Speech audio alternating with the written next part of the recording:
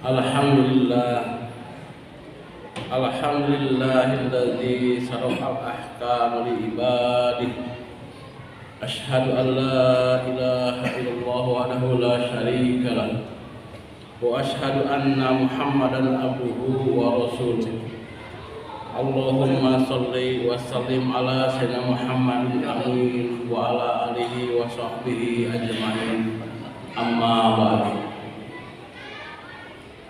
Faya ibadallah, usikum wa iyaya bittaqwallah faqad fazal muttaqun.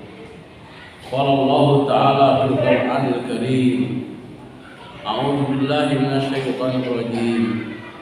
Ittaqullah haitsu ma kuntum. Ittaqullah haqqa tuqatih wa la tamutunna illa wa antum muslimun. Ma'asyiral muslimin rahimakumullah yang berbahagia. Pertama dan utama, marilah kita panjatkan puji dan syukur kepada Allah Subhanahu wa taala yang telah memberi anugerah kepada kita semua nikmat iman Islam, sehat walafiat, sehingga pada kesempatan ini kita bisa melaksanakan salah satu kewajiban kita sebagai seorang muslim adalah salat Jumat berjamaah. Mudah-mudahan kegiatan kita yang ditinggalkan, amalan-amalan kita yang telah lalu, Allah menerima amalan kita tentang kebaikan, dan dosa-dosa kita yang telah lalu, yang telah kita lakukan, baik terasa ataupun yang tidak terasa, mudah-mudahan Allah mengampuni dosa-dosa kita. Amin ya Allah ya Rabbal Alamin. Salawat dan salam selalu tercurah limpahkan kepada junjungan habibana wa nabiyana Nabi Muhammad sallallahu alaihi wasallam, kepada keluarga, sahabat sampai semua yang selalu taat pada ajarannya. Mudah-mudahan yang berakhir mendapat syafaatnya. Amin ya Allah ya Rabbal Alamin. Ma'asyiral muslimin rahimakumullah yang berbahagia. Sidang Jumat yang saya muliakan, saya selaku khatib berwasiat kepada jamaah semuanya, bapak-bapak, hadirin semuanya, wabil khusus pada diri pribadi, marilah kita meningkatkan kualitas iman kepada Allah Subhanahu wa taala, meningkatkan amal ibadah kepada Allah Ta'ala. Mudah-mudahan kita menjadi golongan orang-orang yang bertakwa lil muttaqin. Pada kesempatan ini saya akan menguraikan tentang kesucian manusia. Apa itu kesucian manusia? Nabi Muhammad SAW dalam hadisnya yang diriwayatkan oleh Bukhari, Bismillahirrahmanirrahim, kullu mauludin yuladu ala fitrah. Kullu mauludin yuladu ala fitrah. Setiap anak yang baru lahir dalam keadaan suci, fitrah, tergantung kedua orang tuanya. Fa'abawahu yuhawidanihi. Yang pertama, bagaimana mengarahkan orang tuanya kepada anaknya. Apakah diyahudikan? Kalimatnya di sini di hadis itu.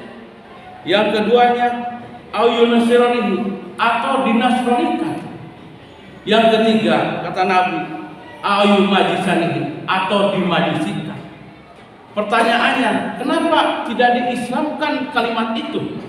Karena Nabi yang mengatakan adalah agama Islam.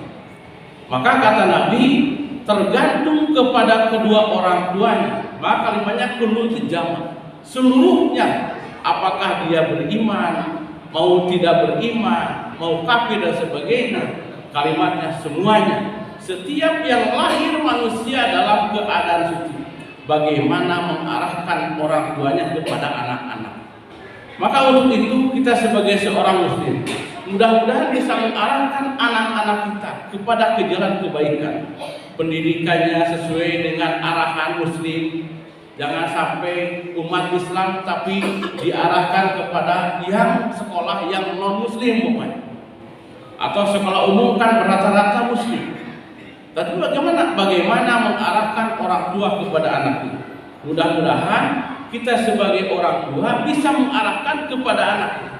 Sampai nanti kalau Al-Quran mengatakan, jagalah dirimu dan keluargamu dari siksa api neraka. Bagaimana?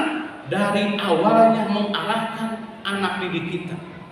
Contohnya, anak didik kita disuruh ngaji, tapi orang tuanya tidak pernah ngaji. Bagaimana anaknya mau baik? Anaknya disuruh sholat, tapi orang tuanya enggak sholat. Bagaimana anak bisa nurut kalau kitanya tidak mencontohkan? Maka Nabi itu selalu mencontohkan apa yang dilakukan. Bahkan sebelum dilakukan oleh sahabatnya, Nabi mencontohkan. Maka ada kalimat hadis Nabi, innama bu'istu liutammima makarimal akhlaq.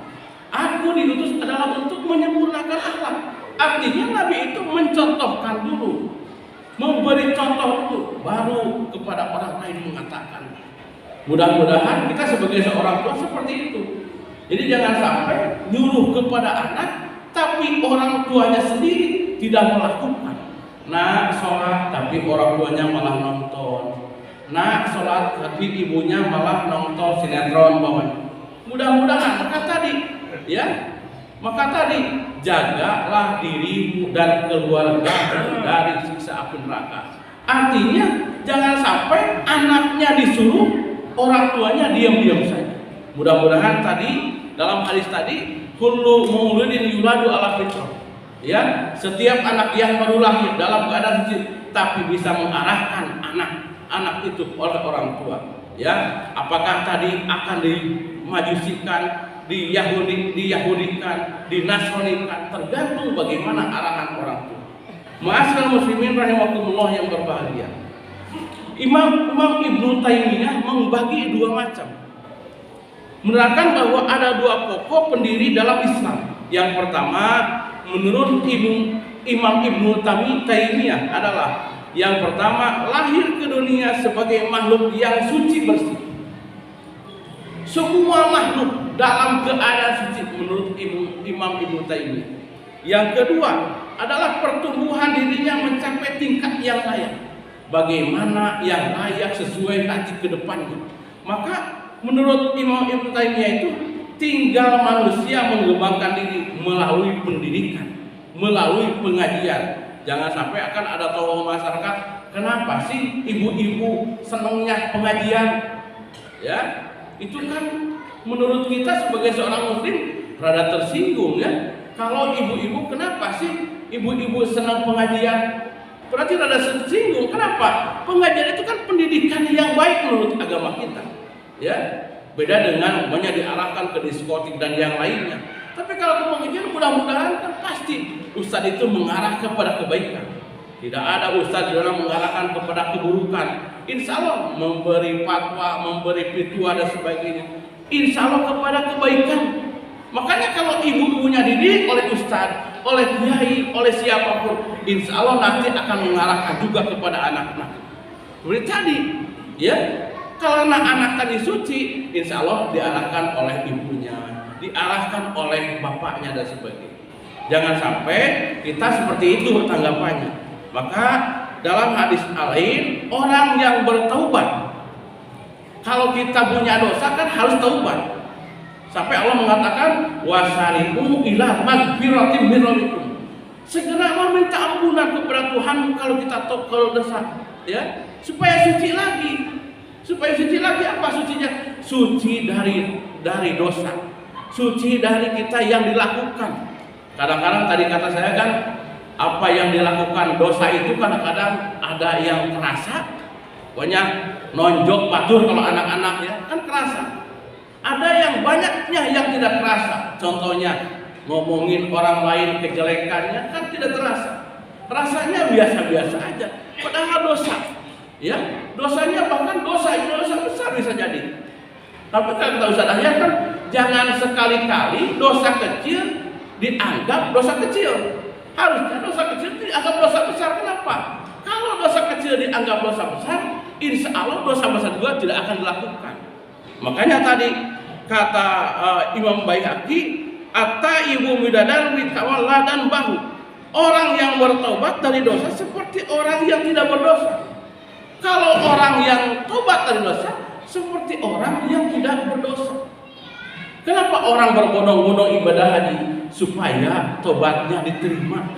Coba bayangkan ibadah haji di sana panas-panas, ya, ibadah yang pakai fisik yang kuat, terus bayarnya mahal, nunggunya lama, tapi rela. Kenapa?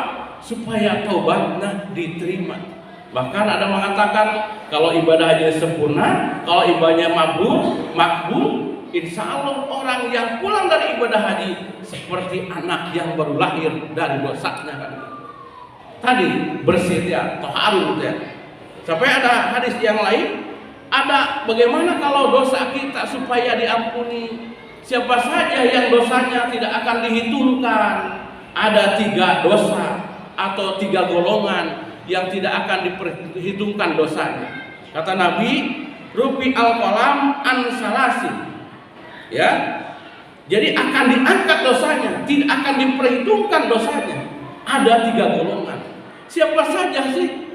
Kalau kita apakah dewasa, balik, apakah termasuk itu atau tidak? Kata Nabi, siapa saja sih yang termasuk akan diangkat dosanya, yang belum diperhitungkan dosanya? Yang pertama, anis sobi hatta yablugh. Artinya, anak-anak yang belum balik sampai baliknya belum diperhitungkan. Dari 0 tahun barangkali sampai kapan? Saya kalau sekarang kan balik itu ada yang 9 tahun ukurannya, ada yang 15 tahun. Kalau laki-laki kan sudah mimpi basah bahasanya, mimpi jima. Kalau perempuan sudah head atau datang bulan, itulah ciri dewasa menurut Islam. Tapi kan dewasa menurut negara kan baru 17 tahun ke atas. Tapi menurut Islam kan tidak seperti itu. Jadi kalau laki-laki sudah mimpi basah, artinya mimpi jima. Kalau perempuan sudah datang bulan, itu ciri dewasa. Maka kalau anak-anak yang belum tadi balik itu, belum ada ciri-ciri yang tadi, kata Nabi, anisobi hatta yablugh. Jadi belum diperhitungkan dosa-dosa itu yang dilakukannya. Bagaimana kalau dia berbuat dosa? Maka tadi, bagaimana orang tua mengarahkannya? Bisa saja kembali kepada orang tuanya. Kalau anak itu berbuat baik, pahalanya untuk siapa? Bisa saja pahalanya untuk orang tua yang mengarahkan. Anak itu belum balik tapi rajin sholat, rajin ngaji, rajin baca Quran, berbaik pada orang lain. Bisa saja kebaikannya kembali kepada orang tua yang tadi mengarahkan. Orang tua yang mana saja? Yang pertama tentu ibu bapaknya secara biologis. Yang keduanya siapa lagi? Guru bisa saja dan sebagainya. Ya, guru itu bukan hanya guru di sekolah saja, baik yang formal atau non formal. Bisa saja tetangga kita jadi guru, mengarahkan kepada kebaikan. Itu yang pertama adalah anisobi hatta yablugh. Jadi tidak akan diperhitungkan dosanya. Yang kedua, wa anin naimi hatta yastaqi taikido. Orang yang tidur sehingga dia bangun. Orang tidur itu walaupun ngacablung bahasanya, bahasa orang ngomong naon wae, ngomong apa saja, mimpi naon wae bahasanya. Karena dia tidur, benar tidurnya, bukan pura-pura tidur. Kata Nabi, yastaikido, belum diperhitungkan. Jadi orang tidur itu walaupun mimpi segimana bahasanya ya, ngomong apapun, ya kadang kan ada yang ngomong apa namanya istilah teh, ada yang ngomong nggak karuan padahal lagi tidur kan gitu ya. Ada yang gunam apa aja istilahnya, ya ngomong nggak karuan, itu tidak diperhitungkan walaupun ngomongnya asal ngomong bahasanya. Itu kata Nabi adalah wa anin naimi hatta yastaikido. Yang ketiga yang tidak diperhitungkan dosanya adalah wa anil majnuni hatta yafiqo. Orang yang gila, ODGJ menurut Allah sekarang ya, orang yang gila sehingga dia sembuh. Kalau dia masih ingetannya nggak benar, misalnya ya, yang gila lah, dia belum sembuh, walaupun melakukan hal apapun tidak diperhitungkan. Sehingga kalau dia sembuh baru perhitungan. Itu kata Nabi. Jadi rufi al-qalam an salasin. Jadi 3 golongan, 3 macam yang tidak ditulis, tidak diangkat dosanya. Yang pertama anisobi hatta yablugh, yang kedua anin naimi hatta yastaikido, yang kedua anin majnun hatta yafiqo. Ya, nah itulah orang-orang yang tidak akan diperhitungkan dosanya. Sehingga Allah SWT berfirman dalam Al-Quran surat Al-Mutaffifin, kalla barrona ala qulubihim ma kanu yaksibun. Sekali-kali tidak demikian, ya. Sebenarnya apa yang selalu dia usahakan, apa yang sudah kerjakan, itu menutupi hati mereka. Sehingga maka jangan sekali-kali kita berbuat dosa, berbuat salah. Nanti kata Nabi dalam hadisnya, innal mu'minina ida annaba dan man kanat nuktahu sau'adu. Jadi kata Nabi, sesungguhnya seorang mukmin apabila berbuat dosa terjadilah suatu titik hitam. Jadi kalau kita berbuat dosa sekali saja, coba tadinya kita berbuat dosa sekali saja, maka kata Nabi adalah sau'adu fi qalbihi, akan terjadi titik hitam di hatinya. Maka orang yang berbuat dosa itu kan kalau dikasih fatwa, nasihat itu kan sudah tertutup, karena banyak barangkali hitungannya, hitamnya, titiknya. Apalagi kalau Allah menurut kita kalau kita berbuat dosa ada jendol dan sebagainya. Ini satu titik hitam saja dalam hati ini. Maka ada istilahnya kan orang yang keras hatinya. Bisa saja kenapa keras hati itu? Adalah orang yang banyak dosanya barangkali bisa jadi. Ya, berdengung dan sebagainya. Kata Nabi, sau'adu fi qalbihi, akan terjadi satu titik hitam di dalam hatinya.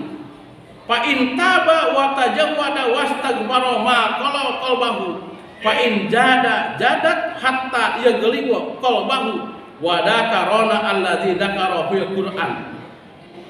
Kata Nabi Muhammad SAW, dan mencabut, maka jika ia taubat, kata Nabi, dan mencabut dari dosa itu dan segera minta ampun kepada Allah, hapuslah titik hitam itu.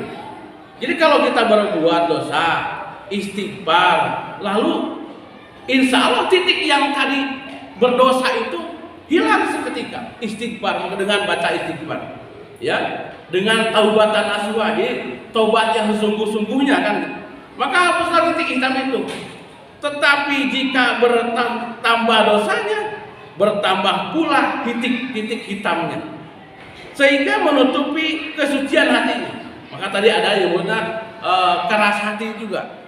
Itulah dia yang disebut rona. Rona itulah titik hitam yang menggumpal dia setelah banyak dosa, karena dia dinasihati dan tidak menurut dan sebagainya. Nah, itulah orang yang kosat, artinya keras hati. Mudah-mudahan kita tidak seperti itu. Saya percaya kepada jamaah Darussalam, banyak istighfar. Maka ada istilahnya kan, ada hablum minallah, hablum minannas. Hubungan dengan Allah, hubungan dengan manusia. Bagaimana atau hubungan dengan Allah? Bagaimana hubungan dengan manusia? Kalau kita enggak sholat, cukup istighfar, tidak akan mengulangi lagi yang tadi tidak sholat lagi. Pokoknya sholat terus. Beda dengan manusia. Kalau dosa dengan manusia kan agak susah. Kenapa agak susah? Harusnya bilang dulu, bicara dulu dengan orang yang pernah diomongin sama kita. Berbuat salah orang itu, diberbuat salahkan oleh kita. Itulah hablum minannas. Maka agak susah. Kalau dengan Allah relatif gampang, tinggal istighfar, taubatan nasuha. Tetapi dengan sesama manusia, itulah seperti itu.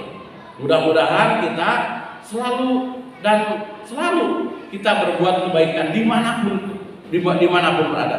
Maka kata Allah, ittaqullah haitsu ma kunta tadawwadu. Takwa itu bukan hanya di masjid, takwa di mana saja berada. Mudah-mudahan kita bisa takwa bukan hanya di masjid, di pasar, di perjalanan, di mana saja. Di mana saja. Mudah-mudahan kita bisa bertakwa, mendekatkan diri kepada Allah. Maka saya di awal tadi, mudah-mudahan kita bisa meningkatkan kualitas amal ibadah, kualitas ketakwaan. Jangan sampai kitu jeung kitu we. Maka pantas kata Allah SWT di Quran surat Al-Asr saja, innal insana lafi khusrin, sesungguhnya manusia dalam keadaan rugi kecuali illal ladzina amanu. Yang untung adalah illal ladzina amanu, kecuali orang-orang beriman. Dan tadi orang beriman dan taubatan nasuha. Mudah-mudahan kita sebagai orang beriman, sebagai orang muslim sesuai dengan keislamannya, mudah melaksanakan syariat Islam. Barakallahu li wa lakum. Aqul qala wastaghfirullahaladzim li wa lakum wa lisal muslimin wal muslimat fastaghfiruhu innahu huwa tawwabur rahim.